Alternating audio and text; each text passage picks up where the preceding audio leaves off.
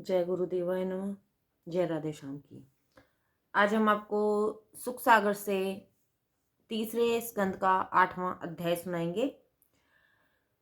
कमल से ब्रह्मा जी की उत्पत्ति और ब्रह्मा जी के सामंजस्य होने पर ईश्वर दर्शन तथा ईश निरूपण।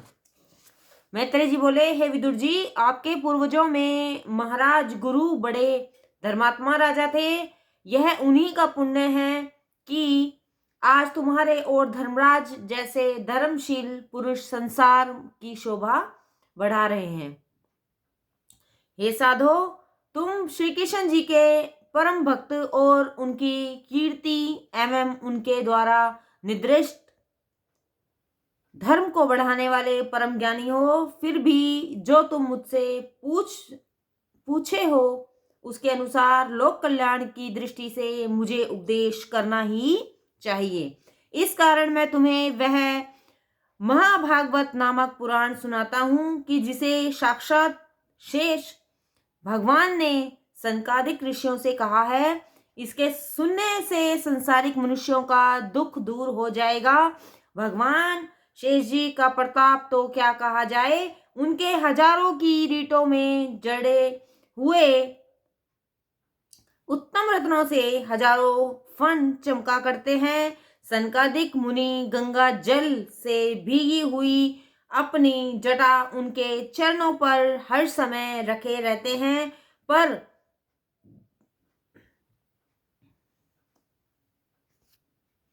हर समय रखे रहते हैं और शेष भगवान के चरण कमल को स्पर्श करते रहते हैं। हजारों नाग कन्याएं उन्हें हर समय घेरे रहती हैं। वे सभी पति की इच्छा वाली कन्याएं प्रेम सहित उन्हें अनेक प्रकार के उपहारों से हर समय पूछती रहती हैं। तब एक समय उन सनकादिक मुनियों में श्रेष्ठ निर्वृत्ति धर्मपरायण संतन कुमार जी ने शेष जी से ऐसे ही अनेक प्रश्न किए जैसा तुम पूछते हो। तब शेष जी ने यही महाभागवत पुराण उन्हें सुनाया। फिर संतन कुमार जी ने संख्यान से कहा, हे संख्यान ने हमारे गुरु पराशरज रजी तथा बृहस्पति से कहा।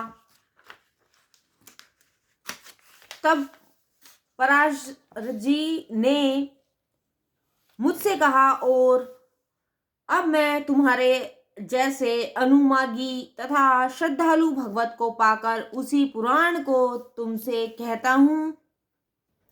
जब यह संसार एकांत में मगन हो गया तब चैतन्य शक्तिमान श्री नारायण से नेत्रों की मूंद लिया और स्वपन के आनंद में निमग्न हो शेषशय्या पर सो गए तथा समस्त महाभूत उनके एक ही शरीर में उसी प्रकार स्थित थे जैसे काष्ठ में अग्नि छिपी रहती है।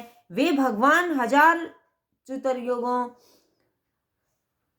तक जल में सोते रहे। जब कितने ही दिन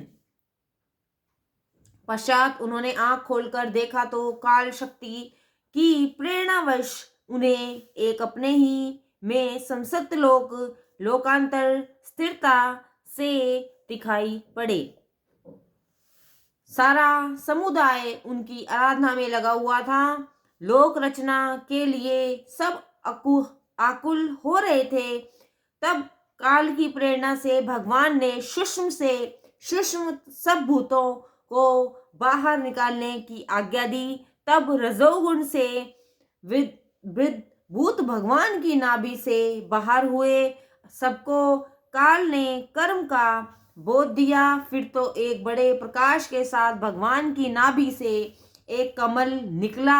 सूर्य का सा प्रकाश होने लगा। विष्णु जी भी उसी कमल में प्रवेश कर गए। फिर कालवश वही वेद में ब्रह्मा हुए। उन्हीं को शंभु कहा जाता है। तब कमल की उन्हीं पंखुड़ियों पर बैठे हुए ब्रह्मा ने जो अपनी ग्रीवा को घुमाया तो उससे वे चार मुख वाले हो गए।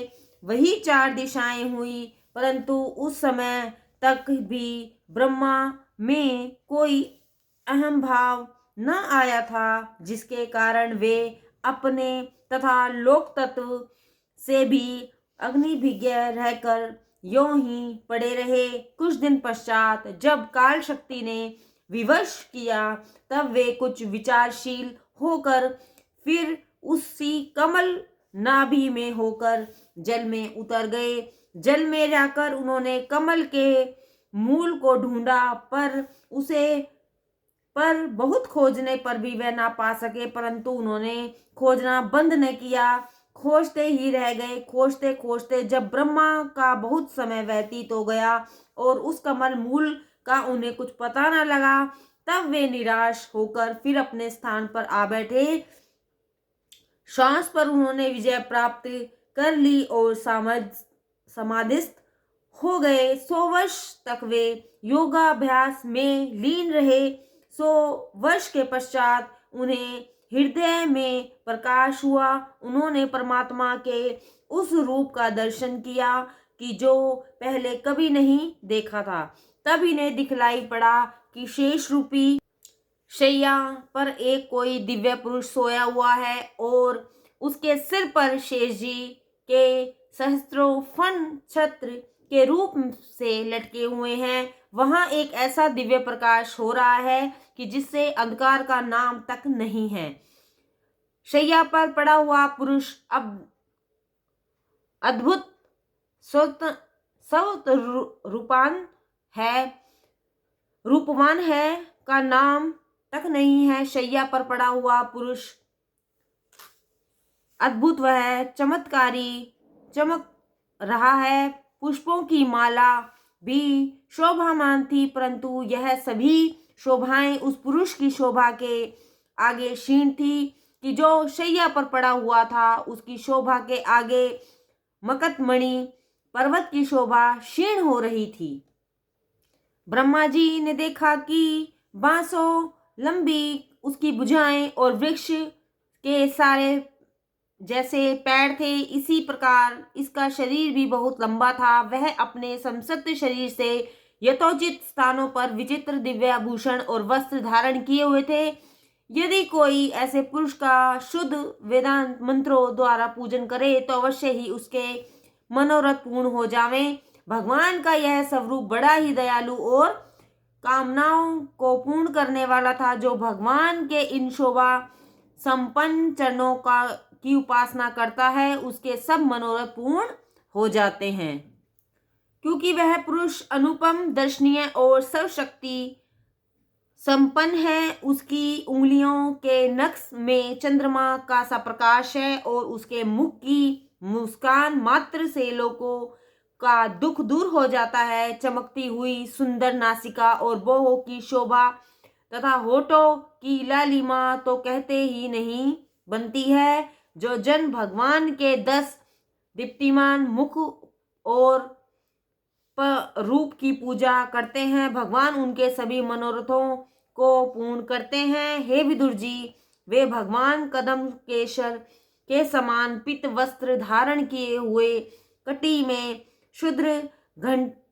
घटिकाओं से शोभित हो रहे थे। उनके वक्षस्थल से में श्रीवत्स का चिन्ह और दामी हाथ शोभामान हो रहा था। उनके भुजदड़ों में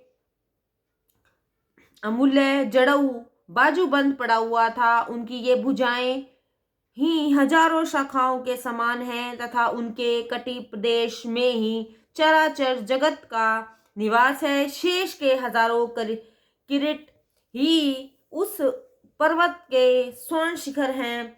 कौस्तुभमणि उस पर्वत के भीतर का रत्न है। तब वे विदुर जी उसी समय संसार के रचने वाले ब्रह्मा जी ने उस नाभि रूपी तड़ाग को देखा कि जिससे कमल उत्पन्न हुआ था और जिस कमल से वे स्वयं उत्पन्न हुए थे। ऐसा देखते ही एक के बाद दूसरा और दूसरे के बाद तीसरा जल, पवन तथा आकाश आदि सब तत्व दिखाई पड़ने लगे। तब सृष्टि रचना करने के विचार से ब्रह्मा जी उस ईश्वर की स्तुति करने लगे। जय गुरुदेवाय नमः। जय राधे श्याम।